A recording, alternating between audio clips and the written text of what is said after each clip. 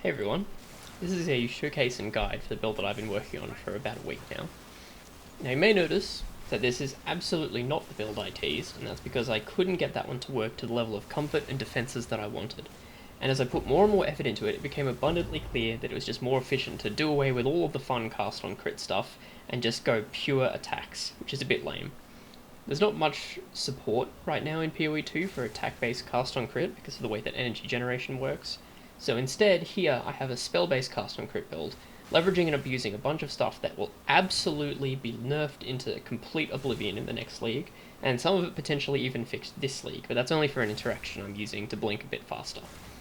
So, this build is using the Quipolatl Thesis Ancient Augment along with Indigon to stack both costs and damage to the absolute moon, and in the process regenerate tens of thousands of mana per second, typically around 40 to 50,000 mod mapping. Now, you may have seen a few people talking about this interaction, but there are not many people actually using it on poeninja, and even among those that do, I think my take on the build, as far as I'm aware, is relatively unique. So, the reason I've chosen Oracle for this is twofold, well actually threefold. I already had a character for one. But first of all, the path's not taken, add in a couple of convenient sources of damage taken from mana before life, and the node after it that lets you allocate in a radius around keystones makes for very efficient pathing to useful notables and a bunch of jewel sockets. The build already has a stupid amount of percent increased damage, so the pathing nodes don't tend to lose too much, and this way I can path to every single reasonably accessible mana cost efficiency node there is, along with as much regeneration as possible. The cost efficiency reasoning I'll go into later. So, all damage is taken from mana before life, and I'm regenerating mana so fast I cannot even see the mana pool move, which means the build is insanely tanky. For damage I'm using cast on crit comment, as many other people are doing, but on Oracle it's just the most efficient way to do damage. And I'm using Deidre's Undoing linked to my curse setup to proc it, but also because the curse is very, very slow to activate necessarily for the way that Quipolatl Thesis works, I'm also using Arc, which is linked to Mana Flare, to get clear a lot faster in maps. I also have an insane amount of Spirit, as you can see, over 400, which allows me to fit in heaps of metagems, ways to generate remnants, blink setup, which I'm also is very fast because I'm scaling a bunch of cooldown reduction for the mana flare trigger rate. And basically, the moment-to-moment gameplay is you just blink around, throwing cursors everywhere to keep your mana regen high, and cast arcs in between to clear. I'll go into the nitty-gritty of all of this later on because it's a very complicated build, but for now, this is just a bit of an overview. Now, before you get too excited, here are the pros and cons of the build. So, the pros. Insanely good damage with basically no ceiling. Very good clear. Nothing... It is mostly screen wide, but if you're doing really tanky stuff, it can be a bit slower. It's effectively immune to all damage that doesn't kill it in a single hit. So, if something doesn't deal more than your entire combined hit pool in one hit, you basically don't take it. It's very fun to gear for, and it's also incredibly fast with the fact that you can speed around with blinks, and that means you can move quite quickly without having to stop casting LE weakness, which would make you squishier. In my opinion, the crafting for it as well is also very entertaining as part of the gearing. And this is the case with really all builds that stack a specific mechanic a bunch. But it is very entertaining, and there's a good feeling of progression, which is what's keeping me playing the game. You can ignore every single map mod, and most in-map mechanics, bar Mana Siphoner, for obvious reasons, but that's not a death sentence, because you have the buffer of your life pool. And damage over time effects may as well completely not exist for you. You can't even tell that you're getting affected by one, because the regeneration is just too damn high. So yeah, it's a very fun build, very entertaining all around, through all aspects, which is what I like in a build. Now there are some cons too though. First of all, the build is complicated, and this is actually the case in quite a few different ways as well. So first, setting up the way that your skills work is a balancing act that requires a lot of tweaking ability costs and whatnot, because you need your ability costs to be in the right ballpark for the build to feel as good as possible. Second, gearing is not very straightforward. You need a lot of flexibility especially in resistances, because you can only get it in a few pieces. Third, it's more than one button gameplay. Now, to be honest, it's just 2-button gameplay, so it's not that bad.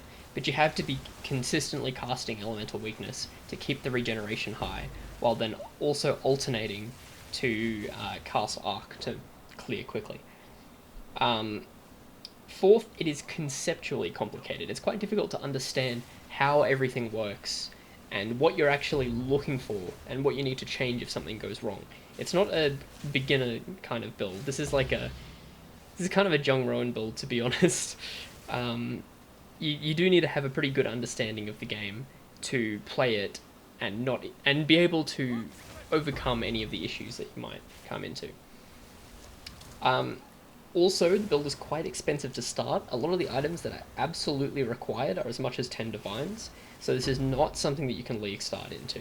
You have to build... This is like a second character thing, maybe even a third character thing, I don't know what you're doing. But it is relatively expensive to get started, and a lot of the upgrades can be super expensive too. For me, this is partially a pro because it gives me something to work towards, but for others I can see how this would be a problem. Another con is that Blink can get stuck on things sometimes, especially if you're using WASD movement controls instead of mouse controls, unfortunately, which is just kind of annoying. It's just a little bit awkward to control in tight spaces with WASD controls, whereas with mouse controls, you can blink to where your mouse is rather than what direction you're going in. But the blink distance is fixed. And also, as you'll be able to see in the background footage, for single target, if you cast too many times, too quickly, and casting on crit does count as casting for the sake of Indigon, you can have it so that your cost can get too high, and you cannot cast anything for a couple of seconds. Now, in the footage, this was my fault, but that kind of adds to the sort of complexity argument as well. All of the cost reduction mitigates this, but it can still happen in the boss fights, especially the tankier they are, the more likely it is to happen, because you'll be casting 100 spells in the span of a couple seconds, more so even. There's no real way to stop this from happening. You can just delay the point at which it starts happening, because Indigon is scaling infinitely. You can't stop infinite scaling. It's also slightly weak to stun because of a low life pool, and it's slightly weak to mana siphoner rares, but with the buffer of life it's not that bad. You can just kind of, they're not going to kill you, they're just going to lower your mana and they disable your recovery, but you can blink out of them very, very quickly, and you'll be fine. So if that sounds good to you, feel free to stick around and I'll get into the details. Alright, hello, it is live commentary me now. I've been dipping my toes in video editing, and I suck at it, but hey, I'm getting there. Make my videos a little bit more watchable than just having me rant in live commentary. But anyway, here is the in-depth sort of idea of how the build works. So first of all, how does Quipolatl thesis work? So it says, each runic inscription from your curse skills causes you to regenerate mana per second equal to 10% of that skill's mana cost. Now the runic inscription is this thing here that appears before the curse activates. Right? So you can see when it activates, that's a curse ground effect, that one, but right here these are the runic inscriptions. So, for each runic inscription that you make when you cast, you regenerate mana per second equal to 10% of that skill's mana cost. For how long, who knows, it doesn't actually tell you. But you can see it in action here. So I cast, as they all show up, I get some mana regen, and once they disappear, the mana regen disappears. So that's how it works. The way you scale this is by getting as many runic inscriptions as possible, and having the runic inscriptions have as high a delay as possible so that you keep the mana regeneration for longer. That's the general idea of it. With this, you can get a lot of regen. However, if you combine this with Indigon, which previously was mostly unusable, this says you get an increased cost of skills, that's 7 to 10%, for each 200 total mana spent recently, and you get an increased spell damage, that's 10 to 15%, for each 200 mana you have spent recently. But it stops any mana recovery other than regeneration. So, what this means is that as you cast more and more, the amount you regenerate ramps up as the mana cost ramps up. And as you can see, as you keep casting, you're going to continuously get more and more regeneration. Now, this will be a lot more than this inside of an actual map, because you're also casting spells whenever cast on crit triggers, and you're also using the arc to do that. So you're going to get like double the amount of casts. So you're going to have around, probably, including the downtime of blinking around and stuff, you've probably got around 40,000 mana regenerated per second. But you need to keep doing this consistently to keep it up and keep your mana cost high for the highest amount of damage. So yes, that's how the ramping works. Oh, it reminds me, another con that I mentioned, I forgot to mention, was that this build can get laggy if you have a bad PC. There is a setting that fixes it mostly for me. It was turning number of lights down. So turn it to medium or low, because otherwise getting a bunch of these runic inscriptions on your screen will lag your game into oblivion. So yeah, even if you have a like monstrous PC, the game is just not optimized well enough to have that work. So anyway, Indigon increases your mana costs and also increases your damage at the same time. If we look at what that actually looks like, let's look at the damage on my Comet. It is fire infused all the time, so you can see it's about 350,000 average damage, and it's now basically doubled, and now it's gone even higher, and it'll go to over 1 million quite easily in bosses per hit, and it hits a lot. So yes, you can see that that's a huge amount of damage scaling that is basically incomparable to anything else you can do with this.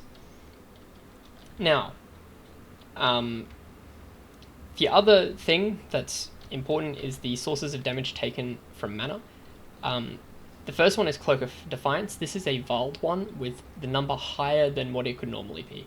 You will probably need one of these, otherwise you'll need to use a bunch of extra passive points, but they are relatively expensive.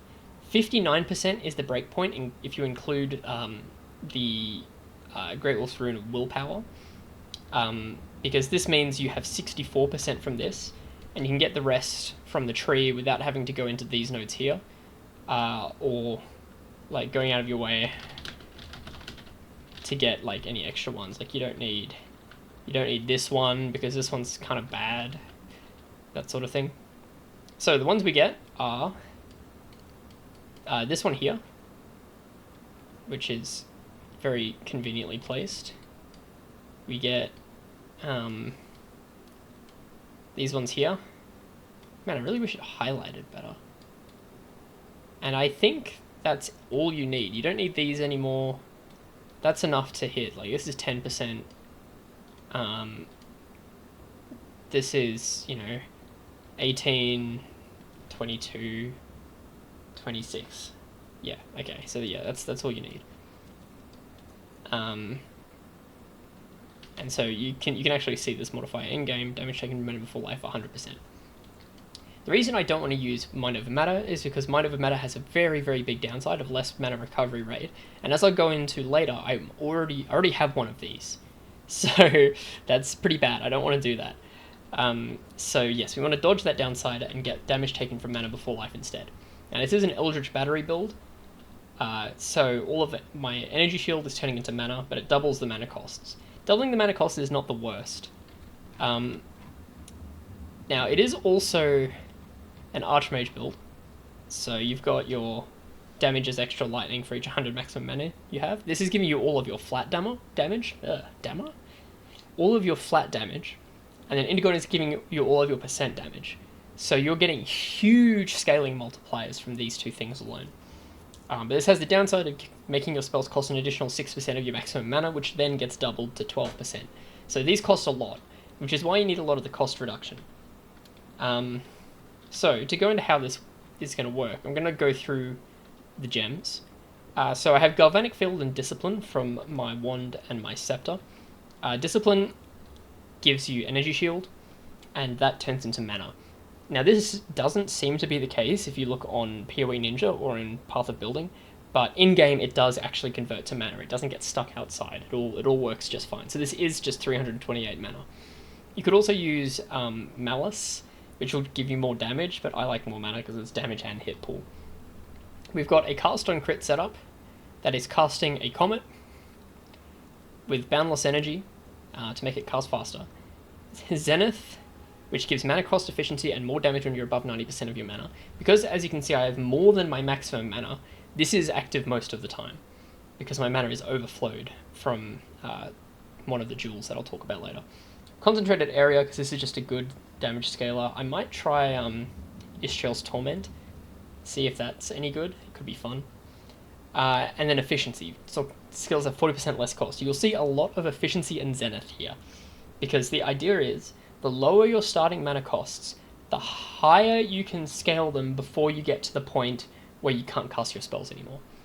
So if my mana costs were like really high and I start casting my spells, I'm going to get to the point where I can't cast them anymore and then I'm stuck. You don't want to reach that point. You're still going to scale the same amount of damage, but you want to be able to do it in a way that doesn't lock you out of playing the game. So you need low mana costs to start with. It's why people put a lot of extra levels on Archmage, which I will do eventually. Now I've also got a cast on Elemental Element setup. It is casting Living Bomb to give fire infusions to Comet, because base damage is incredibly good when you're scaling your damage with percent multipliers so high. It's also using Arbiter's Ignition to give Elemental Archon when this ignites, which is very often. Zenith again, Efficiency again, and then Balance Energy again, basically the same thing. Now, you may be wondering, why am I getting Elemental Archon from this relatively expensive support gem and not just taking this node right here? This is really good on paper, but in practice, it means that this will activate while you're setting up for a boss, and then the Archon duration will have run out by the time the boss is actually activated. So you will get Elemental Archon, and then you'll be locked into the Archon recovery period, which is 20 seconds or whatever, when you actually need the damage. So this means that Archon will never be on when you need it to be, whereas this means that Archon is always on when you're dealing damage to a boss. So it's a lot better. You can still just take this and it will be like an extra bonus 30% damage while mapping sometimes. But if you want the most amount for bosses... Oh, I'm in a different instance of my hideout. Very interesting. I've been AFK for a long time doing video editing stuff. So if you want actually good uptime on bosses, you need to use Arbiter's Ignition instead. Then I've got Archmage. This also has Lightning Mastery for +1 level. Eventually I'll get Diala's for another level, and the 2 support Uhtred's lineage gem for another 2 levels or whatever it is. They're very expensive though, like 15 and 40 divs last I checked. Then we have Blink. Blink is awesome. Now, this would be really slow if you had to do this and then walk and do this and then walk. But if you can do this, blink, do this, blink, like the build would feel terrible without this in my opinion.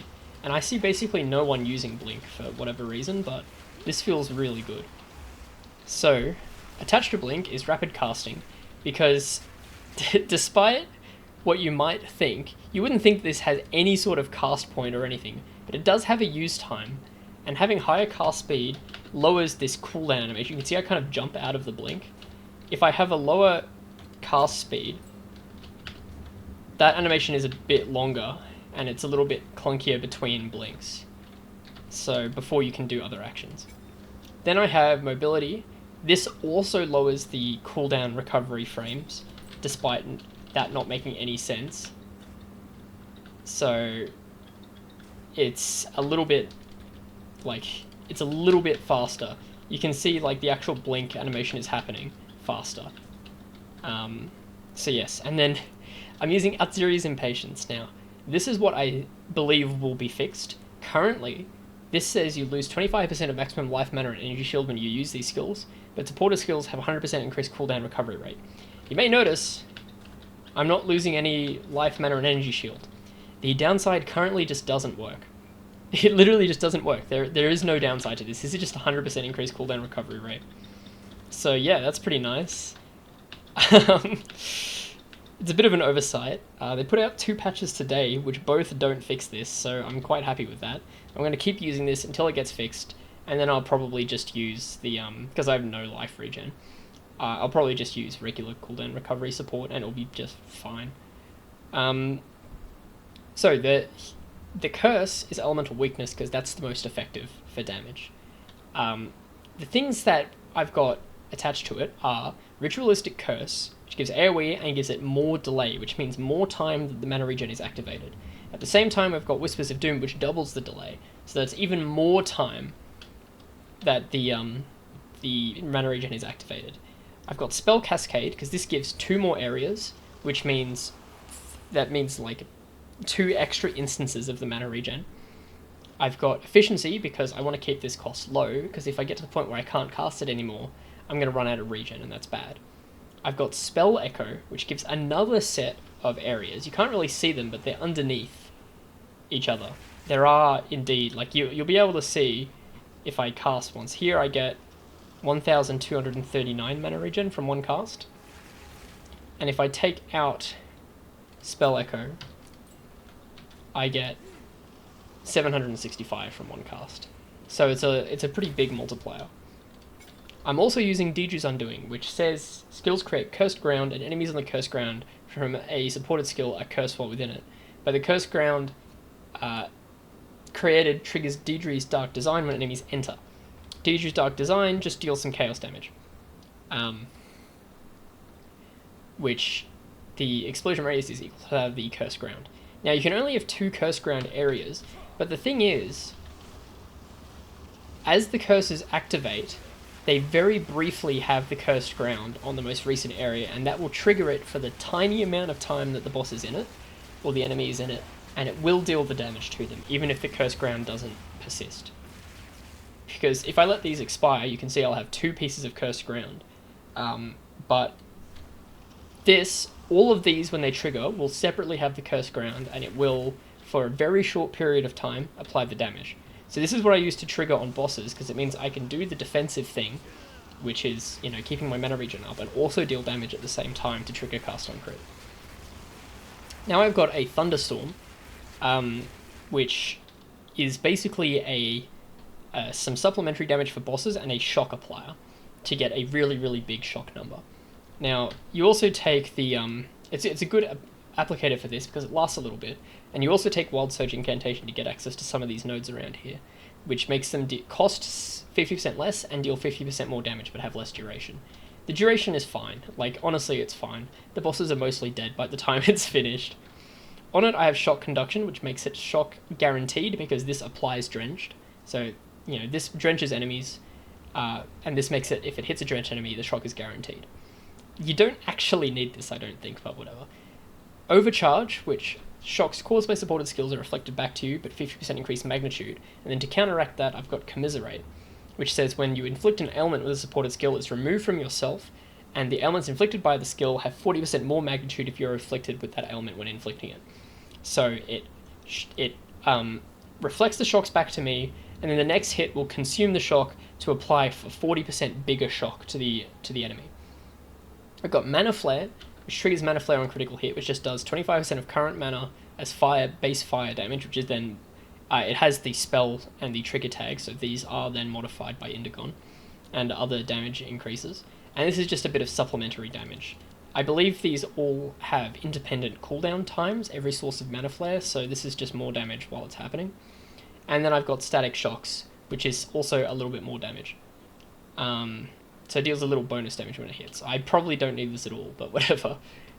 I've got Mana Remnants. Now, Mana Remnants is not necessary at all. The reason I'm using it is because A, I've got the Spirit to do so, and B, it is a more consistent way of applying Kartal's Rejuvenation while mapping. I did have it on Siphon Elements while I had less Spirit, but this doesn't give Remnants consistently enough to keep up all 8 stacks of Kartal's Rejuvenation. So that's the reason I'm using Mana Remnants. You can keep up 8 stacks consistently. You don't need the regen at all, so yeah. Now, what is Kartal's Rejuvenation?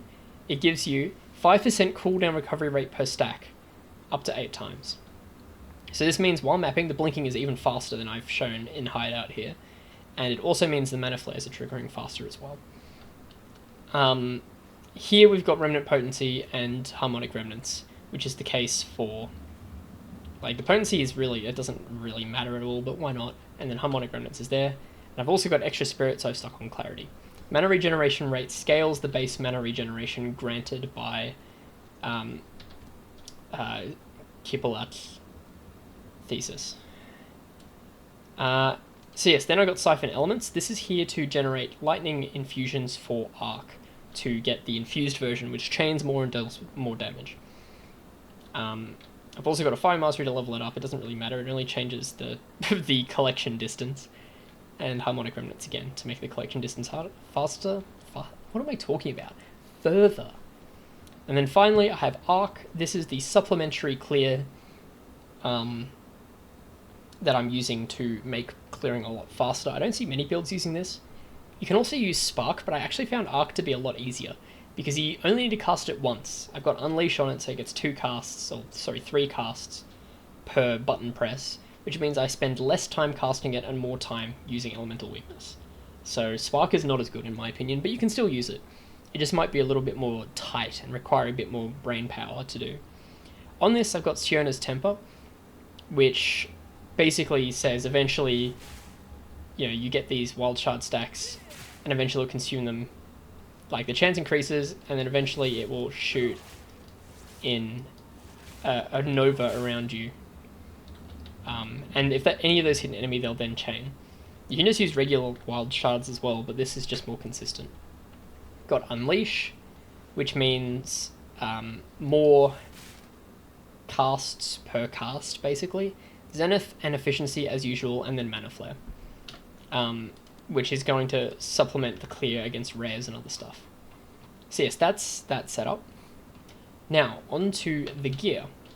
So, the gear is pretty cool in my opinion. So first of all, I'm using Darkness Enthroned with item gains bonuses from stock-rated items as though it was gloves. This is taking Quipolatl from 10% to 21% of that skill's mana cost. So that's scaling the base amount of mana regeneration that you get. And then in this I also have Venomous' Rune of Spinning, because cast speed is nice. You can also use the ailment effect one, but I'm hitting max shocks pretty easily, so I don't think I needed it. Cast speed just speeds up the whole process. Now, with this, you want to buy it in increments of 10, because that's all that will affect Quipolatl. So, for example, there is no different, like a 90% roll is the exact same for Quipolatl as a 91%, 92%, etc., etc., etc., 99%. All of those have the same effect. Because anything with a decimal value that can't have a decimal value in PoE is rounded down, typically. Or it's rounded in the way that benefits the player the least. So, if this would be, 100%, it would be 20%. If it'd be 105%, it would be 20.5, it would round down to 20. So only buy this in increments of 10. If you can get a 100% and also 109%, just buy the 100%, it's cheaper, it does the same thing. This is, of course, evolved to be above its base value because it's nicer, but it's not a huge deal. You just want as high a number as you can afford on this. The body armor, as mentioned, is Cloak of Defiance. This is a pretty good roll on the mana, and this needed to be 59% for my amount of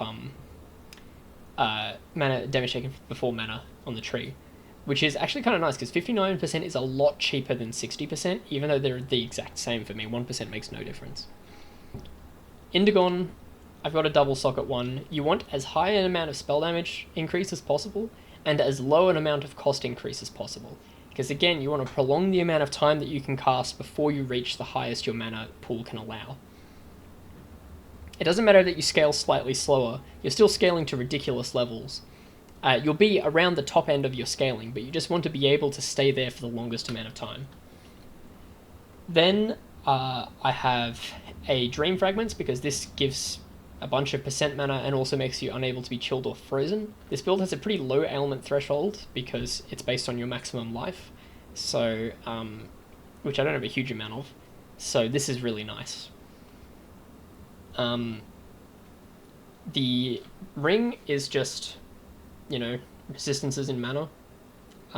You can buy these actually quite cheap. I buy this on a breach ring for the enhanced quality increase. But you can basically buy one of these without the mana roll and just essence slam it on yourself with a perfect essence of the mind. And it doesn't really cost that much. Like, these were pretty cheap, all things considered. This gives a lot of mana. The amulet, this is a really good amulet. Okay, this is a really, really good amulet. I crafted this myself, as I do with all of my expensive items, from scratch. You do not need plus level of all skills. I need to make that abundantly clear. You do not need that at all. I'm just throwing as much money at this build as I can, because it's really fun. You also don't need spirit. All this spirit did was allow me to save some points, and like I dropped one of my my spirit grand spectrums and turned it into a resistance one because I was switching from chaos inoculation to not chaos inoculation for reasons I'll explain later. But you do not need the level of all spell skills. But yeah, the way I crafted this was I basically bought white lapis amulets. I used perfect transmutes and augments. You can probably see some of the corpses in here. Until I hit all spell skills and another decent mod. I believe I had energy shield. I didn't really care about that. Then you regal it and you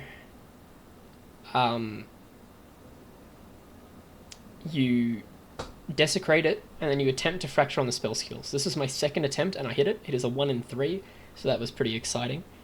Then if you don't have any really good mods, you just annul down to nothing. You then want to do your suffixes first, I think. That's what I decided to do.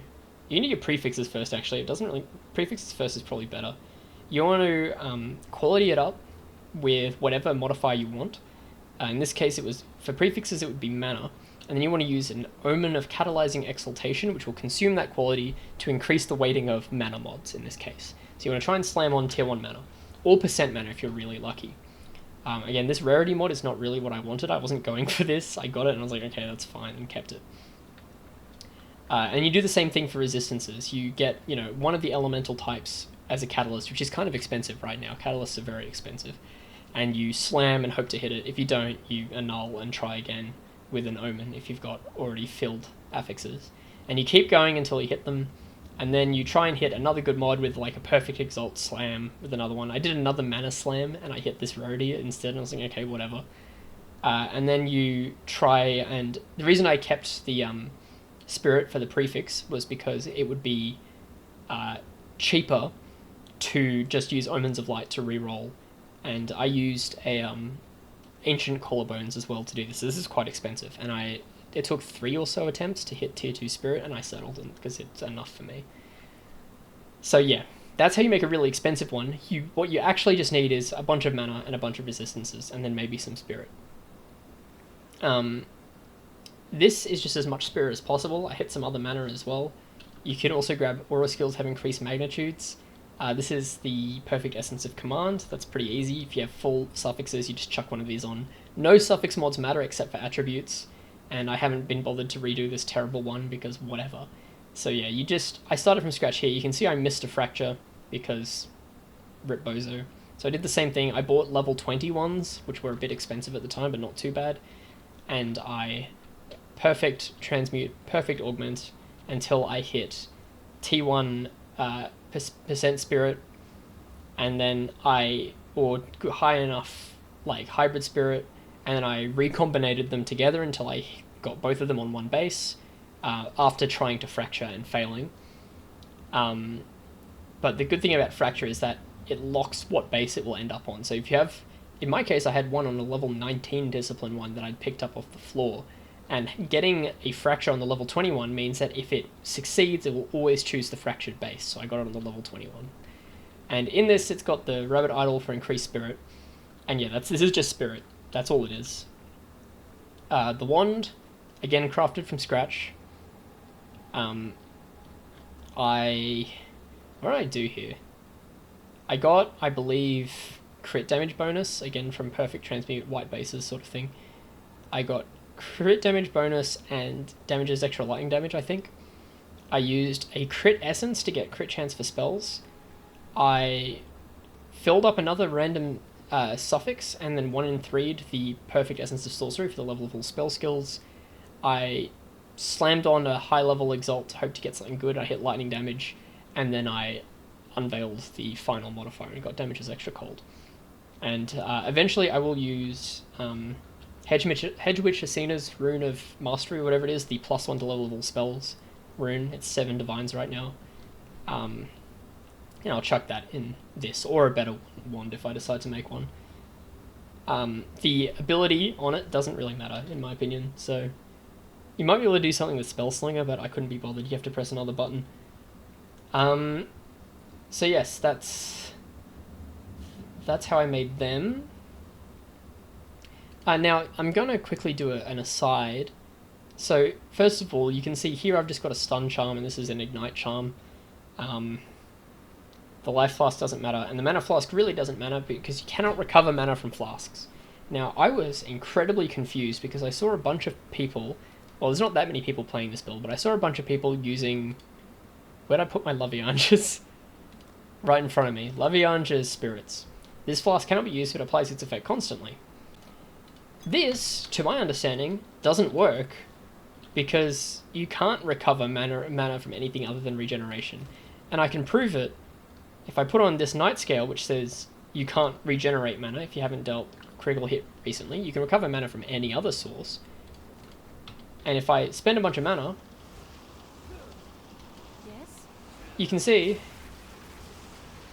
Laviangas Spirits isn't doing anything, so why are people using this? I don't know. It's like 60% of people who are doing this interaction are using Laviangas Spirits, when it literally doesn't do anything, to my knowledge. So anyway, well, whatever. It is what it is. So yeah, don't buy one of these. They're expensive and don't work. So yeah, mana flasks literally don't matter.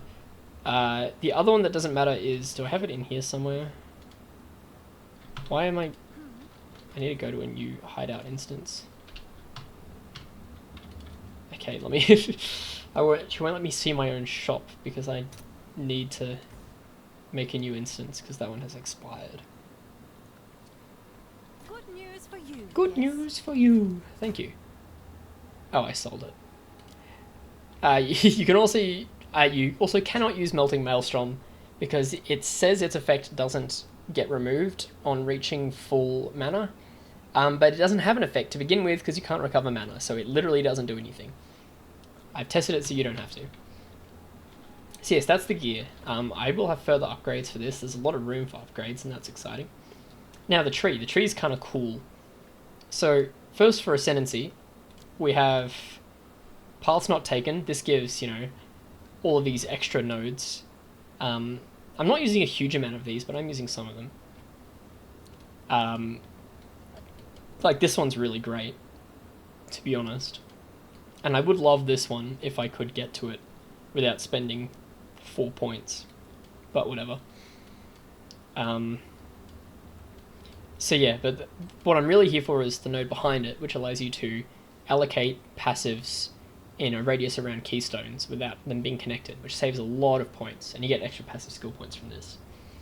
So you can see I've got quite a few keystones allocated, which is going to get me a bunch of extra stuff that I couldn't path to otherwise. Next here we've got, you know, crit chance against you is unlucky, so it chooses 2. It rolls twice, chooses the lowest number. Same for damage of enemies hitting you, chooses twice, rolls the lowest number. The most important one here is inevitable crits, which says hits that could potentially be a crit, but do not roll a crit, will re-roll until they succeed. So you cannot not crit, but they'll deal 30% less bonus crit damage for each time it was re-rolled. I'll go into later the maths behind this and whether you want to invest in crit or not. TLDR, yes, you do. Any sources of increased crit and increased damage is basically just a small more damage multiplier with this. So what have I grabbed on the tree? Mostly int nodes to path, only enough dex and strength to hit requirements. Grab this. This doesn't matter at all because you can't you don't have energy shield to begin with. You grab some spell damage, some regen and cast speed. I am often on full mana because overflowed mana is above your highest mana number, so that's nice. More AoE and spell damage while you have Arcane Surge. I'm getting Arcane Surge from these nodes here, chance to gain Arcane Surge when you crit. And then grabbing Jewel Sockets. I have Spirit Grand Spectrums in 2 of them and a Ellie Resistance Grand Spectrum in another one. This is giving me enough spirit for what I need. I did have 3 spirit grand spectrums before, but now I needed the resistances more. Up here, I'm grabbing Wild Surge Incantation to get this damage if you've triggered a skill recently, which I always have, the damage taken from mana before life, and some more spirit because I needed it. Here, we've got the Arcane Surge stuff, one of my early res grand spectrums. This is just a bunch of efficient increased damage. I probably don't need this at all because I've got so much increased damage, but whatever. Cooldown recovery rate for Blink and Mana Tempest, Mana Flare, whatever. Here I've got level War Cold skills. This increases the level of, well, Siphon Elements, but also, more importantly, Comet. And some Pen and Ellie damages extra cold. Down here I've grabbed this. This doesn't do anything other than change the damage of Living Bomb to Chaos as base, but like whatever, it doesn't really matter, does it? And so this is more damage for each ailment type. This is like 60% more in one node, more damage if you've consumed an infusion, and then a bunch of crit chance and cast speed. Got one of my Heart of the Well, damages extra lightning, crit multi, cast speed, cooldown recovery rate. Pretty self-explanatory. Here, this, as I mentioned, increases the duration of the mana regeneration, and I'm also using it to grab some damage as extra lightning and some shock magnitude. This is not that good, but whatever. And up here to grab this, because this is actually a lot of damage. So, especially because there's a more multiplier. Here I've also got the lightning as extra cold damage and some more shock chance. Got some int, because each point of int is 2 points of mana. So this is 50 flat mana. That's this guy's gonna yap at me about my build.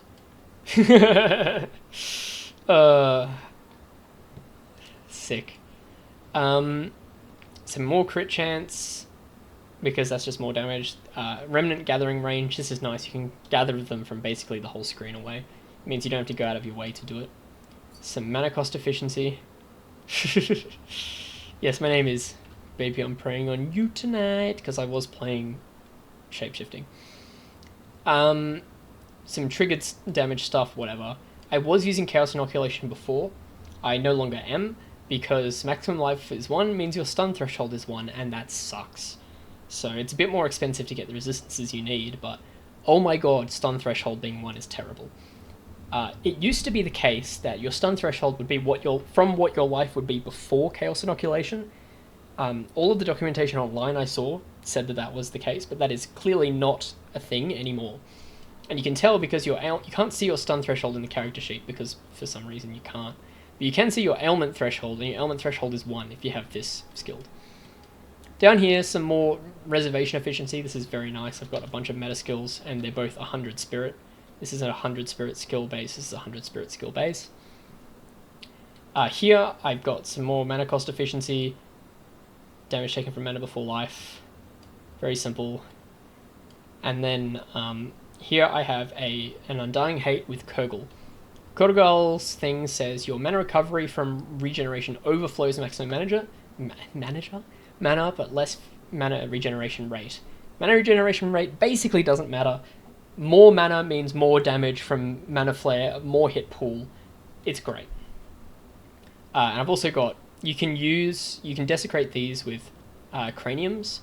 The first time you do it, each time you do it, it has an increasing chance to destroy the item. The first time you do it, it will affect, give you something that affects the pathing nodes, and the first time will never destroy the item. So you always do this and try and hit intelligence for more mana. Because I'm not picking up any nodes in this region because I don't care. And yeah, that's the passive tree. Lots of cost reduction, as you can see. Now, where can you cheap out? You don't need this much spirit. You really don't. I want this much spirit because it's fun, but I don't think you need it. You definitely don't need mana remnants, and you probably don't need siphon elements either, and you don't need clarity too. So that cuts out a huge amount of cost from the grand spectrums and stuff. Lower mana is still fine, but you will need to rebalance the costs of things to feel good for you. Because it changes based on how much mana you have. It's very complicated. You can also cheap out on the supports. You don't need this. This is just some more damage. You don't need. Well, none of these are actually that expensive, but it's mostly this one. And you don't need any of the stuff that I'm going to put into Archmage eventually, because obviously I can clear everything without it. Where can you upgrade? Better wand. You can do a lot better than this with actual non-essence spell skills and stuff. You can get better other gear. This could be a lot better. These could be a lot better. I didn't really have many options for this. I needed to get my Chaos Res, as you can see. I could get lower cost on an Indigon, or I could get Corrupted for extra spell damage, that sort of thing. Very expensive, though. And I like my 2 sockets for some extra percent mana. More levels on Archmage through Dialas and Utrids, and I'm going to test out Ishchel's Torment, because I like that gem. But yeah, that's like how it works, basically. Now, again, I will warn you that this build is complicated, and it requires a lot of finicking, but it is fun. It is really fun, and it will not survive another league. So abuse it while you can, because this stuff is not staying in the game at all on any planet. So yeah, abuse it now while you still can. But yeah, if you've got any questions, ask me in the comments. If you want to see more showcases and whatnot, let me know. If you've got any suggestions to make it better, also let me know. I don't claim to be the best build creator in the world. I don't know, synthesize or steal ideas from other people and turn them into my own thing. And do a lot of testing and play the game too much. So yeah, feel free to message me in game. Baby, I'm preying on you tonight. The whole thing didn't fit. And send me friend requests like this other guy just did, who I will now get back to so I don't seem so rude. But yeah. Yeah. Thanks for watching.